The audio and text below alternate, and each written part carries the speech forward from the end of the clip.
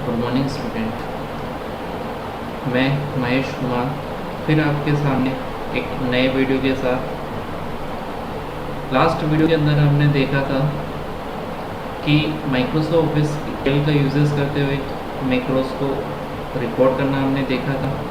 आज की क्लास के अंदर हम देखेंगे कि जो हमने मैक्रो रिकॉर्ड किया था उसे रन कैसे किया जाता है। तो बढ़ते हैं हमारे आज की क्लास की ओर। तो आज हम देखेंगे रनिंग मैक्रोस का यूजेस। इसके साथ ही हम साथ में देखते हैं लास्ट चैप्टर के अंदर हमने जो पढ़ा था मैक्रोस को रिकॉर्ड करना, उसको भी हम साथ साथ में ही प्रैक्टिकल के थ्रू देखेंगे। तो बढ़ते हैं आज के हम क्लास की ओर।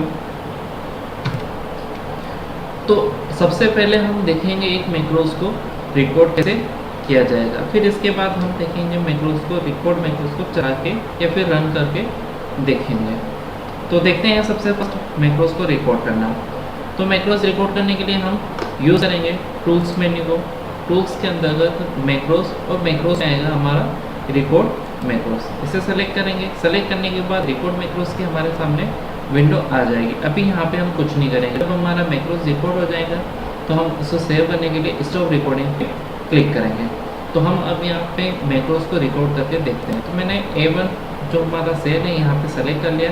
अब मैं अपनी वैल्यू जो मुझे इंसर्ट करनी है वो टाइप कर लेता हूँ। जैसे सबसे फर्स्ट मैंने नेम इंसर्ट किया है। जैसे नेम के अंदर मुझे अजय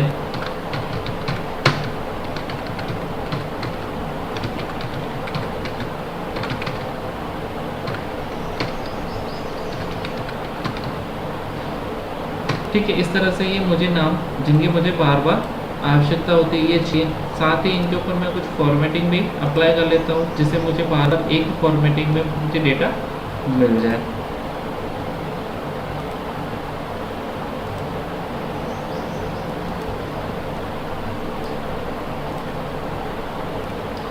मैं इस पे फॉर्मेटिंग इसलिए कर रहा हूँ ताकि मुझे जब भी मैं इन्हें इंसर्ट करूँ तो वापस फॉर्मेटिंग नहीं करनी पड़े, मुझे एक जैसी फॉर्मेटिंग हमेशा मिल जाए। तो इस पर जो भी मुझे फॉर्मेटिंग की ज़रूरत है वो मैंने यहाँ पे ले ली है।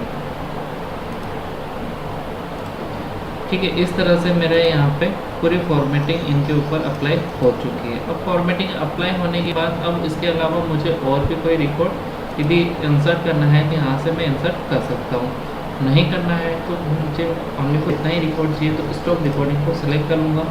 सेलेक्ट करने के बाद अब मेरा ये मैक्रोस रिकॉर्ड करने के लिए ऑप्शन मुझे दे देगा। तो यहाँ पे मैं बेसिक मैक्रोस के अंदर इसको सेव करता हूँ। सेव करने के लिए सबसे फर्स्ट ऊपर की तरफ हमें मैक्रोस का नाम दिया जाता है। यहाँ पे हम मैक्रोस का जो भी नाम देना चाहते हैं वो दे सकते हैं। तो मैंने यहाँ पे नाम दे दिया लिस्ट।